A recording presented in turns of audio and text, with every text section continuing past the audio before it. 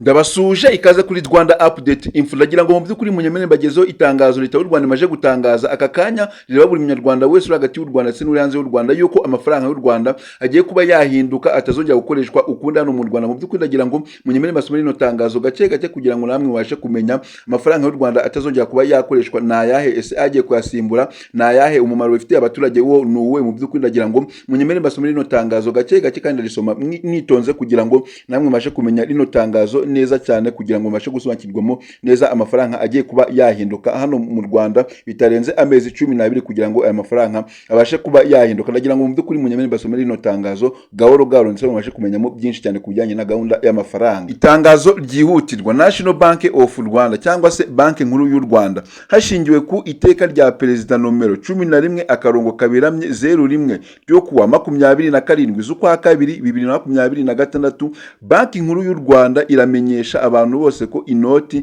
z'amafaranga y'u Rwanda zikurikira zizaba zitagifite agaciro mu Rwanda nyuma y'amezi 12 uhereye ku itariki 2 Werurwe 2026 itariki iteka rya perezida rizikuriraho ryanditswe mu igazeti ya leta ya Repubulika y'u Rwanda. Nyuma y'iki gihe izo noti zizaba zikemewe gukoreshwa mu kwishyurana. Izo noti zizaba zemerewe gukoreshwa ni izeri, ngira ngo nzibabwire neza. Inoti zizaba zemerewe gukoreshwa hano mu Rwanda ni inoti ya 500 yakozwe ku itariki ya 1 z'ukwa 7 2004 na ngenzi yayo yakozwe ku itariki ya 1 z'ukwa 1 2013. Iyo niyo noti ya 500 itazaba yemerewe gukoreshwa hano mu Rwanda. Inoti ya kabiri itazaba yemerewe gukoreshwa ni inoti y'igihumbi yakozwe ku itariki ya 1 z'ukwa 7 2004 ndetse niyakozwe ku itariki ya 1 z'ukwa 5 2015. Iyo ni inoti nayo y'igihumbi itazaba yemerewe kuba yakoreshwa hano mu Rwanda. Indi noti itazaba yemerewe gukoreshwa hano mu Rwanda ni inoti ya 2 yakozwe ku itariki 31 z'ukwa 10 2007. Inoti ya nyuma itazaba yemerewe gukoreshwa hano mu Rwanda ni inoti y'ibihumbi 5 yakozwe ku itariki ya 1 z'ukwa 4 2004 ndetse niyakozwe kuwa tariki ya 1 z'ukwa 2 2009. Mu by'ukuri izo nizo noti enye hano mu Rwanda zitazaba zemerewe kuba zakoreshwa muri ayo mezi 12, ariko mu by'ukuri leta y'u Rwanda ikomeza kumenyesha abafite izo noti zimaze kuvugwa ko bakihutira guhinduza izo noti mu bigo by'imari bibegereye mu gihe cy'amezi 9 uhereye ku itariki ya 2 Werurwe 2026 kugeza ku itariki ya 1 Ugushyingo 2026. Nyuma y'iyo tariki izo noti zizajya zihindurizwa gusa ku cyicaro cya banki nkuru y'u Rwanda kiri mu Kiyovu Kigali ndetse no mu mashami yayo yose kugeza ku itariki ya 1 Werurwe 2027 nibwo izi noti zizatangira kuba zakoreshwa hano mu Rwanda. Ibisobanuro bijyanye n'ibirango by'izi noti zikuwe ku isoko biri ku mugereka w'iri tangazo. Bikorewe i Kigali kuwa 24 Werurwe 2026 ndetse binasinywaho n'umuyobozi mukuru wa Beneri. Iryo ryari tangazo rero Beneri yarimaje gutangaza rireba buri munyarwanda wese ko amafaranga y'u Rwanda agiye kuba yahinduka. Ese koko kuba amafaranga y'u Rwanda agiye kuba yahinduka hari umumaro bifitiye abaturarwanda bose muri rusange? Yego cyane, umumaro urahari munini ndetse ku baturarwanda bose muri rusange. Ariko mbere yuko tugenda kubabwira umumaro bifitiye abanyarwanda bose, niba uri kubona ari ubwa mbere ugeze kuri channel yacu ya Rwanda Update Info, kandi subscribe maze ufungure inzogera kugira ngo video nk'izi ngizi n'amakuru nk'anga y'ameza leta ibagiye itangaza nawe ujye ubasha kuyabona mu bambere. By'umwihariko iyi video niba wayikunze kora like ndetse utere comment kuko ibitekerezo byanyu biba bikenewe kandi bifasha society nyarwanda nyamwinshi kwikura mu bukene. Reka tugende nanababwira ibyiza byo kuba aya mafaranga agiye kuba yahinduka y'u Rwanda. Mu by'ukuri ngira ngo mu by'ukuri kugira ngo aya mafaranga y'inoti y'u Rwanda abashe kuba yahinduka byagiye bigaragazwa ko mu bindi bihugu abaperezida baba bagiye bari ku mafaranga bagiye bakoresha, ariko hano mu Rwanda ugasanga ntabwo perezida ari ku noti hano dukoresha mu Rwanda, kuko wasangaga hariho ibirango bya kawa, ugasanga hariho nko ku noti y'I5 ugasanga hariho agaseke, ugasanga hariho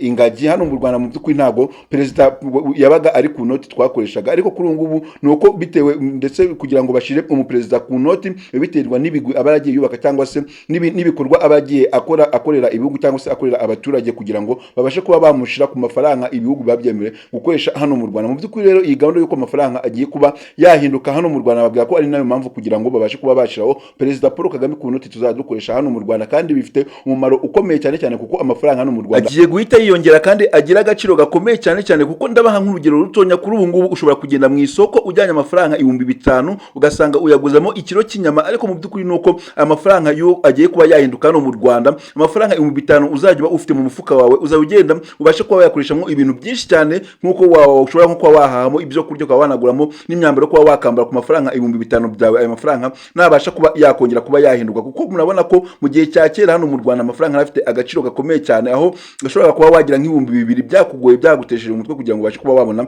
amafaranga 2,000, ariko kuri ubu ngubu nuko nabwo bigiye kuba byasubira nk'uko byari bisanzwe bimeze, noneho akaza yisumbuyeho afite amafaranga ndetse afite ubushobozi bukomeye cyane cyane kuba yaba afite agaciro nko muri East Africa cyangwa se no mu bindi bihugu hano muri Africa, kuko amafaranga y'u Rwanda azahita agira agaciro kari hejuru cyane cyane, kubera ko uzashobora no kujya wagera no muri Kenya amafaranga y'u Rwanda ukaba wanakoresha mu gihugu cya Kenya kandi bitanakugoye, kubera ko mu by'ukuri ubona ko iyo ugize amahirwe igihugu kikaba cyakemera guhinduzwa amafaranga, bagashaho ikindi kirango cyangwa se bagashaho umuntu mu perezida ku noti, nuko biba bigaragaza ko mu by'ukuri icyo gihugu cyubatse ibigwi bikomeye cyane cyane, kandi icyo gihugu cyakigomba guhita kizamurirwa amafaranga akagira agaciro byibuze nko mu bihugu 15 ku mugabane igihugu cyaba kigiye kirimo. Murumva ko amafaranga y'u Rwanda azahita azamuka hejuru, aho ushobora kuzajya uba uri muri Kenya ndetse no mu bindi bihugu bigiye bituranye n'u Rwanda, aya mafaranga y'u Rwanda ukajya yakoresha neza cyane, nta kuvuga ati ngo ndahita mvunjisha amafaranga muri icyo gihugu, ahubwo ujye usanga nawe amafaranga y'u Rwanda akora mu bihugu byinshi cyane biba bigiye bitandukanye. Murumva ko ni ibintu bizafasha abaturage kuba bajya bakora mu bijyanye n'imibereho myiza y'abaturage ku Banyarwanda bose muri rusange. Mu by'ukuri iyo ni gahunda rero leta bagiye ishiraho, kandi ubona ko izajya ifasha abaturage n'abaturarwanda bose muri rusange. Kuri ubu ngubu nuko amafaranga yarasanzwe akoresha agiye kuvaho, kandi bamwumvishe ko mu itangazo bitazarenga ku amezi 12 amafaranga atarava, kubera ko ku itariki ya mbere 2027 mu ndi mwaka nibwo aya mafaranga mashyashya azatangira kuba yakoreshwa hano mu Rwanda, ashaje akaba yavaho nyine hakajyaho ayo mashyashya. Murumva ko ni ibintu byiza cyane bizafasha abaturarwanda bose n'Abanyarwanda muri rusange. Leta rero ikomeza kugenda ishishikariza cyangwa se yibutsa abantu bafite izi noti ko bagenda kuzinduza mu bigo by'imari bibegereye ndetse bitarenze amezi 9, kwa ko kuyohera ku itariki 2 Werurwe 2026 izi noti zatangira kuba zagenda zihinduzwa, ndetse n'ikigo banki nkuru hano mu Rwanda BNL nibo bazabasha kuba bagenda babihindura. Kurumva ko mugomba kwihutira kugenda gukosoza ayo mafaranga ndetse no kuba mwayahinduza hakiri kare, kwa ko BNL niyo izatangira kuba yabihindura. Murumva ko mu by'ukuri iyo gahunda y'amafaranga mugomba kuyikurikirana neza cyane kugira ngo mubashe kumenya neza ko amafaranga muri kuyahinduza kandi biri kugenda neza 5 kuri 5, kugira ngo aya mafaranga 2027 azatangire gukoreshwa nta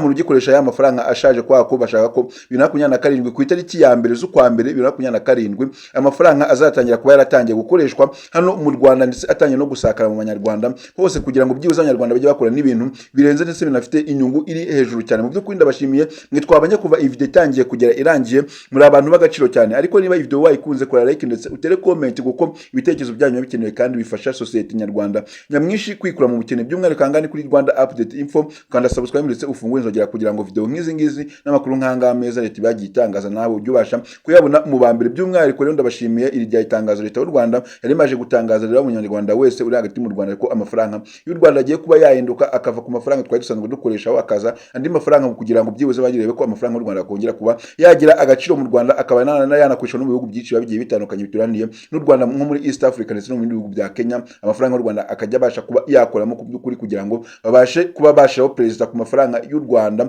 kuko bigaragara ko mu bindi bihugu usanga abaperezida bafite inoti, amafaranga bakoresha abaperezida babo bari ku izo noti, ariko hano mu Rwanda ukabona ko ntago perezida ari ku noti. Niyo mpamvu rero bagiye kuba bahindura amafaranga, kandi bizahindura ubuzima bw'Abanyarwanda benshi hano mu Rwanda. Turakunda cyane Rwanda Update Info.